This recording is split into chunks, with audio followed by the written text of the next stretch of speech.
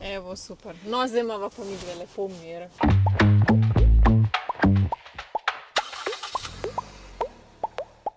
Lucija Zalokar, sem zelo vesela, da si danes z mano, da smo se danes dobili v Tržiču. Ti v bistvu si tukaj kandidatka za državnozborske volitve, ne? Ja, kandidiram že drugič in letos smo prišli zmagati. No, super.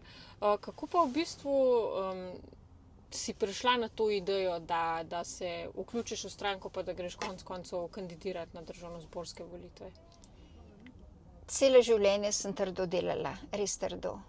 In ko sem prišla v tretje življenjsko obdobje, v penzijo, sem imela še neizpolnjene želje, da bi nekaj več naredila za sebe in za Slovenijo.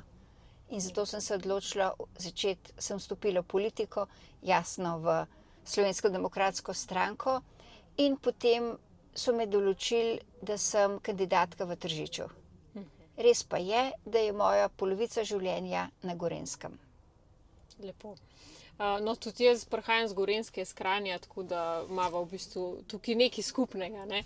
Zdaj pa mogoče, če se kar dotakneva Tržiča, zdaj tukaj je najbolj znan politik Borut Sajovic, ne, ki je tudi obrambni minister, je bil tudi prej župan, pa če greva čisto na to lokalno raven, ne, kako je kaj komunikacija med občino pa vlado, kako je s pridobivanjem sredstev, ker jaz na terenu slišim veliko pritožb strani županov, svetnikov in tako dalje. Jaz mislim, da je komunikacija med občino in državo precej slaba, zato ker so veliki projekti, morajo biti financirani oziroma rabijo pomoč države, te pomoči pa ne dobijo.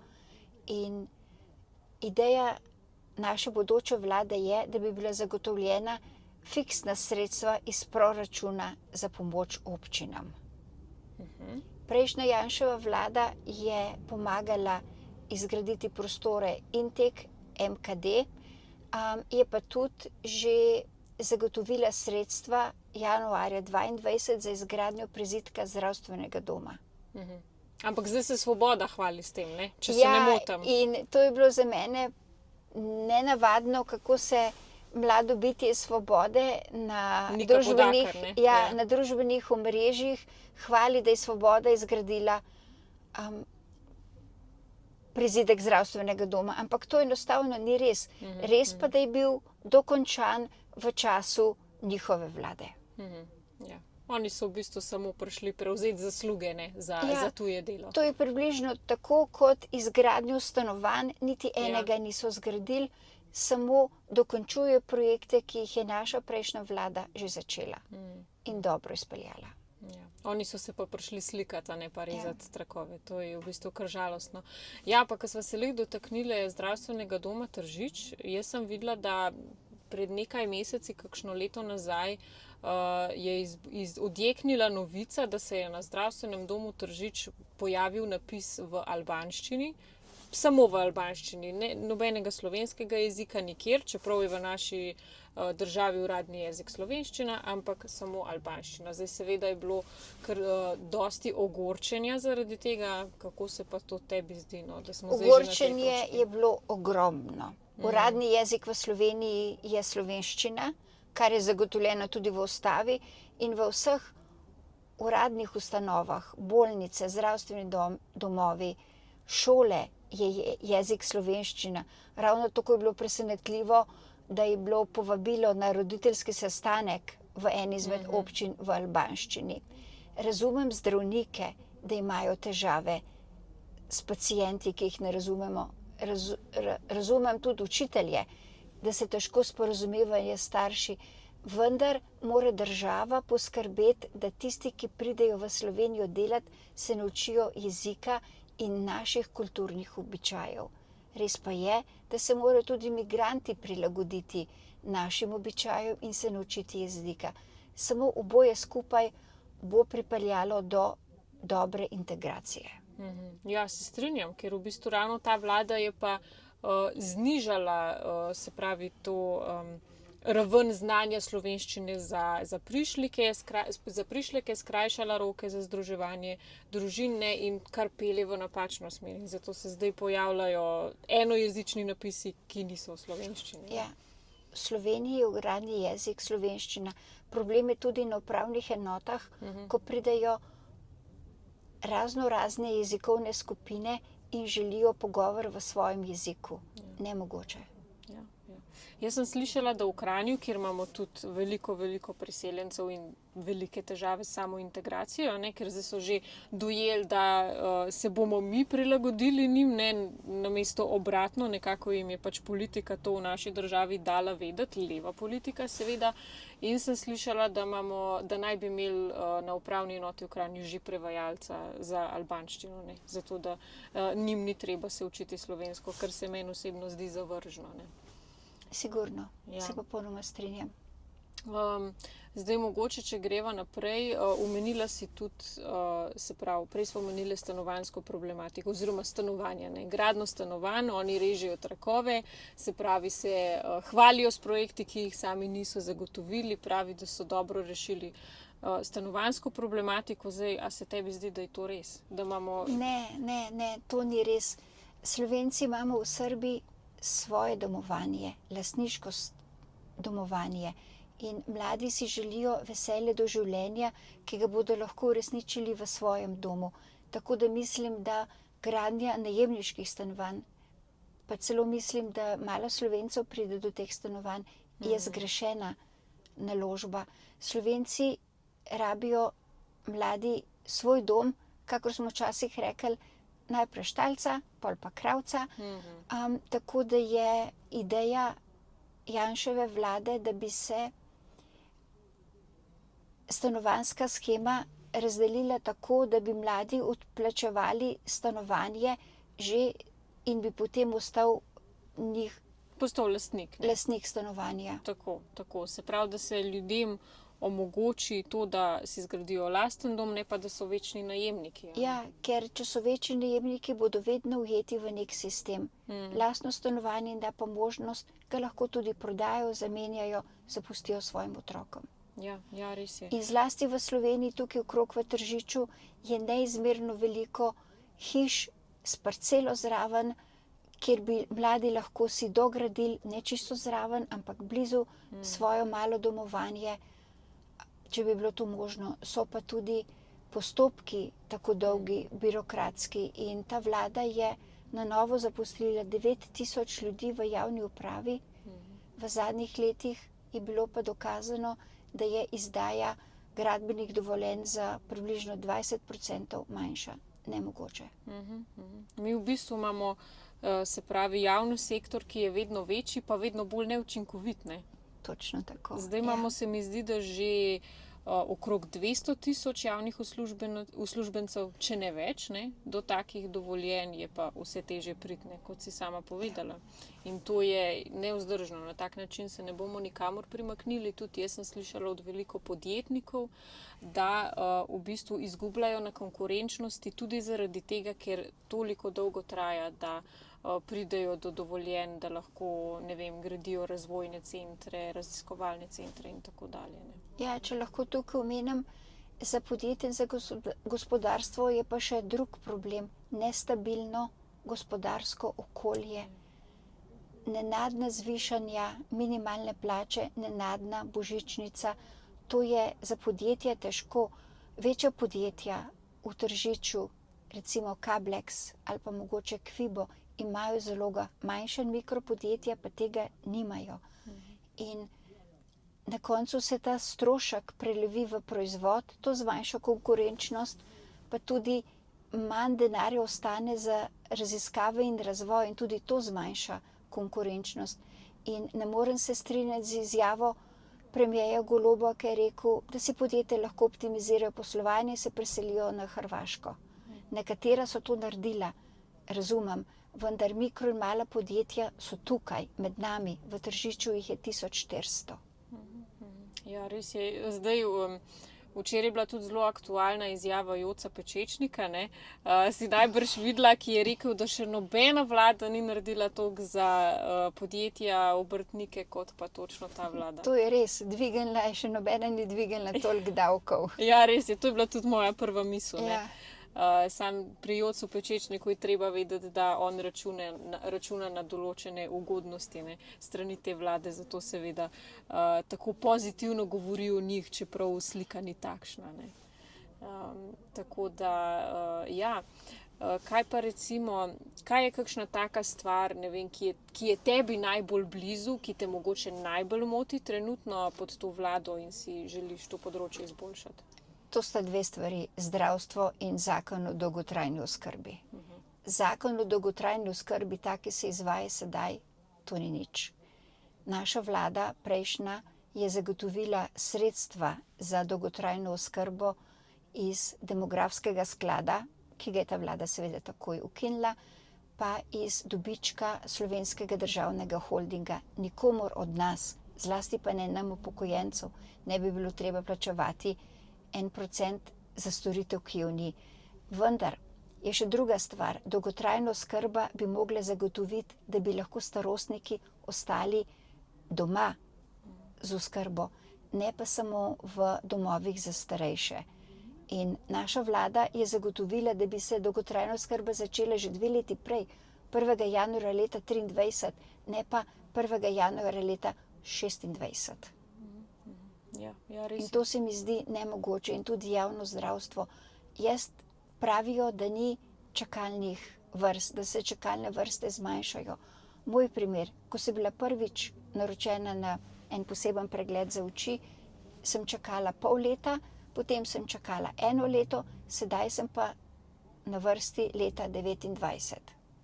Katastrofa. Ja, in javno zdravstvo narobe pojmujejo kot državno zdravstvo. Javno zdravstvo je tisto zdravstvo, ki mora biti dostopno vsem nam, kjerkoli, v državni bolnici, pri koncesionarju ali pa pri tako imenovanem privatniku. Moja izbira je, kateremu zdravniku bom šla, kdo mi je bil najbližje, kdo mi mogoče nudi najboljšo storitev, to bi morala biti moja izbira, ker sem za njo plačevala res dolga leta. Ja, to je zelo dobro povedano, no, ker v bistvu zdaj se v ospredje postavlja sistem, ne, pacient je pa zanemarjen. V bistvu pacient bi moral biti v ospredju, ne, njegova izbira. Tako je, in še še ena grozljiva stvar, da je Zavod za zdravstveno zavarovanje Slovenije dal, sem pozabila številko, 80 milijonov denarja finančnemu ministrstvu, da bodo lahko plačali mogoče dvig plač v javnem sektorju. To pa nisem zasledila. Ja, to je bilo Zanimivo. par dni nazaj. Ja. Zanimivo. To je pa škandal v bistvu, ne? Ja, So to je- ampak mediji nič ne povedo. Ja, mediji jih šparajo v bistvu. Ne? Tako, in vse lepo. Ja. En enak primer je bil v Dožanovi Soteski, ko je bivši župan gospod Sajovic, sedanji obrambni minister, po nenavadnem naključju ni uveljavljal predkupne pravice za posestvo v Dožanovi Soteski in Bencetovo domačijo, ki je naravno zaščitena kulturna dediščina, in je omogočil nakup posestva svoji ženi. Bencetovo domačijo so podrli in zgradili tam novo hišo. Posebne dovoljenja morajo biti za poseg v naravno kulturno zaščiteno okolje. Vendar tudi o tem mediji niso govorili, ampak Tržičani ne pozabimo. Ker to je tudi svojevrsten škandal, ne? Ker ravno recimo Nika Kovač je pred leti fajtala za vodo, ne? Smo imeli referendum o vodah, po drugi strani se pa ne oglašajo glede kanala C0, pa glede takih stvari, da potem nek funkcionar Svobode gradi direktno ob vodi. Ne? Mislim, dvojni kriteriji. Ne? Popolnoma dvojni kriteriji, ker sem gledala Odmeve nekaj dni nazaj, kako se je borila za 21 tisoč sledilcev od druge politične skupine, nikoli pa ne omeni, da Oštro in Meta zapirajo profile tistih, ki se popolnoma ne strinjajo s sedanjo vlado. Nikjer nimaš niti pravice, kam se pritožiti, enostavno profila ni in ti odgovorijo v 172 dneh. Ja, portal Oštro je skrajno leva, ne, kako bi rekla, organizacija, društvo, ki skrbi za cenzuro na slovenskih socialnih Ampak omrežjih. Ne? kje je pravica? Pravica levih je samo v besedah pa za sebe. Ja, res je. Vredni smo vsi državljani Republike Slovenije. Res je, ker pri Niki Kovač je treba vedeti tudi to, da je ona že dlje časa povezana s stranko Levica, ne? Celo ustanovitelj inštituta 8. marec je Simon Maljevac, aktualni minister za solidarno prihodnost. Kljub temu pa se Nika Kovač proglaša kot glas vseh ljudi. V bistvu pa konstantno samo skrbi za to, da je utišan glas tistega dela prebivalstva, ki se z njo ne strinja. Ne? Nevladne organizacije pri nas so prav fenomen. Nevladne organizacije financirane strani države. Seveda to tiste levičarske, provladne Govorim levičarske organizacije, provladne, ki so v resnici proti ljudem v Sloveniji, proti večini ljudem. Ja. Pa v bistvu, ker to so inštitut 8. marec, Jaša Jenull, ker če pogledamo, oni ne naredijo nič dobrega za ljudi. Oni ne grejo na teren pa pomagati. Oni so aktivni samo na socialnih omrežjih, pa v bistvu upijejo. Pri takem primitivnem agitiranju za ljudi, ne vem, če Jaša Jenull sploh ve, kakšni so zdravstveni sistemi drugje po Evropi. Ne ve. In saj najbrž hodi on k zasebniku se zdraviti. To je ponavadi. Siguren, se je tudi Kučan šel zdraviti v tujino. Tako. Sami zase znajo zelo dobro poskrbeti, ne? Za narodu pa skozi dajo Kje drobtine. smo pa mi navadni ljudje? Res je. In zato imam zaupanje v našo naslednjo vlado, da bojo se stvari začele fundamentalno spreminjati na bolje. Da se dejansko dela v korist in interes slovenskega naroda, ne pa zgolj za lastne žepe, kot to počne aktualna vlada in vsi njeni priveski, derivati, paravojska, sateliti. Ja. Ker zanimivo, kako je Nika Kovač rada glasna o raznih satelitih, čeprav je sama satelit aktualne vlade. Ne? Ja. Kar je še hujši od iz tujine financirana. Tako, ja, v bistvu je financirana s strani organizacij, ki jih obvladuje George Soros, globalist. Ona v bistvu izpolnjuje globalistične agende. In to je uničenje družine, uničenje naroda, uničenje vere, uničenje mladih ljudi s šolstvom.